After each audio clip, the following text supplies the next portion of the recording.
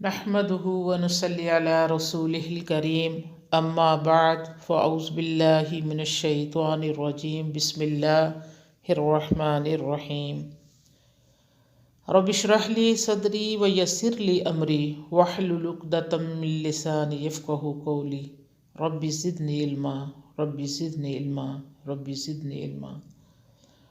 آج ہم سورہ البقرہ کی آیات نمبر 140 تا 141 کا ترجمہ اور تفسیر پڑھیں گے انشاءاللہ۔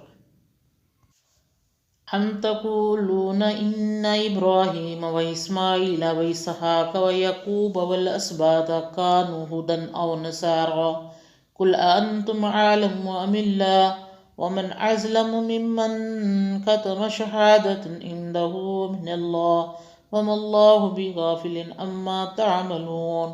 کیا تم کہتے ہو کہ ابراہیم اور اسماعیل اور اسحاق اور یعقوب اور اس کی اولاد یہودی یا نصرانی تھے؟ کہہ دے کہ تمہیں زیادہ خبر ہے یا اللہ کو، اور اس سے بڑھ کر کون ظالم ہوگا جس نے گمراہی چھپائی جو اس کے پاس اللہ کی طرف سے ثابت ہو چکی، اور اللہ تمہارے کاموں سے بے خبر نہیں۔ اس آیت میں یہودیوں اور عیسائیوں کو ایک اور غلط فہمی اور من گھڑت عقیدے کا جواب دیا گیا ہے۔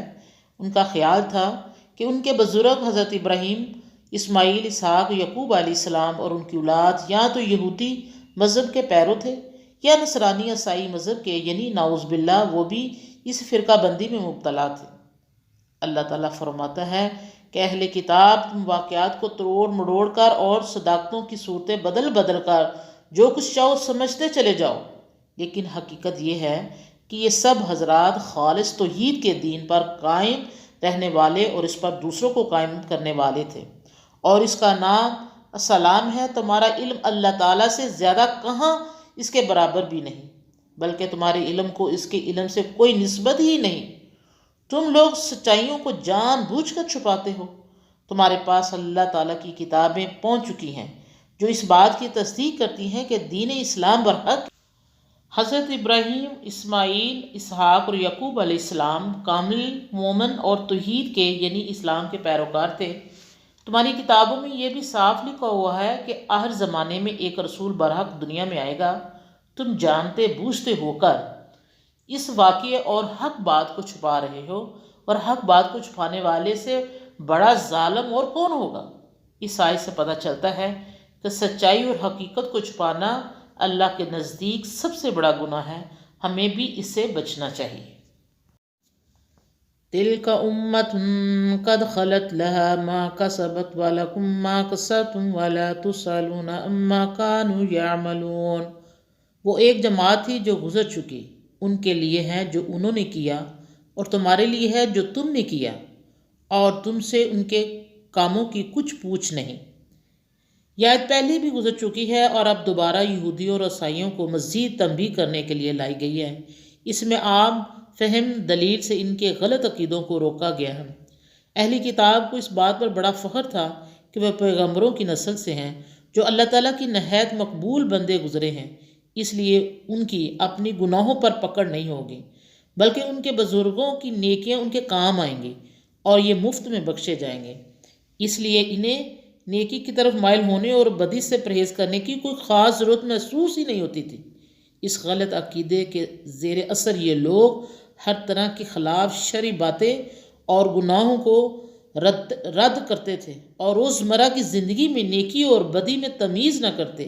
نیز ان کا خیال بھی تھا کہ ان کے بزرگ چونکہ انہی باتوں پر قائم تھے جن پر اب وہ قائم ہیں، اس لیے حضرت محمد صلی اللہ علیہ وسلم پر ایمان لانے کی ضرورت نہیں۔ اللہ تعالیٰ نے ان کی ان غلط عقائد کو قطعی باطل قرار دیا اور فرمایا کہ پہلے جو لوگ گزر چکے ہیں میں ان کے بارے میں خوب جانتا ہوں، وہ اصل توحید پر قائم تھے، ہرگز یہودی یا نصرانی نہیں تھے، بلکہ سب سے ہٹ کر صرف اللہ کے ہو رہے تھے۔ ان کی نیکیاں تمہارے یا کسی اور کے کام نہیں آ سکتی۔ ہر شخص اور ہر قوم کی اپنی نیکیاں ہی ان کے کام آ سکتی ہیں۔ کسی شخص کے نیک اعمال دوسرے شخص کو نہیں بچا سکتے اور نہ کسی اور کو نقصان پہنچا سکتے ہیں، اس لیے دوسرے کے اعمال پر بھروسہ رکھنا نادانی ہے۔ جب کوئی قوم اچھے کام چھوڑ کر بزرگوں کی میراث پر بھروسہ کر کے بیٹھ جایا کرتی ہے، اس قوم کا زندہ رہنا اور فلاح و کامرانی حاصل کرنا محال ہو جاتا ہے۔ دنیا میں بہت سی قومیں اس غلط فہمی کی وجہ سے تباہ و برباد ہوئیں۔ اللہ تعالی ہمیں صحیح عقائد پر قائم رکھے اور نئے کاموں کی توفیق بخشے۔ الحمدللہ، آج ہمارا پہلا پارہ ترجمہ اور تفسیر کے ساتھ مکمل ہوا ہے۔ اللہ تعالیٰ سے دعا ہے کہ اللہ یہ جو سارا پارہ ہم نے پڑھا، اس میں جو کوئی غلطی کوتاہی ہوئی، اللہ ہمیں اپنی رحمت سے معاف فرما دے۔ اللہ جو کچھ ہم نے پڑھا سنا، اللہ ہمیں اس پر عمل کرنے کی توفیق عطا فرما۔ آمین یا رب العالمین۔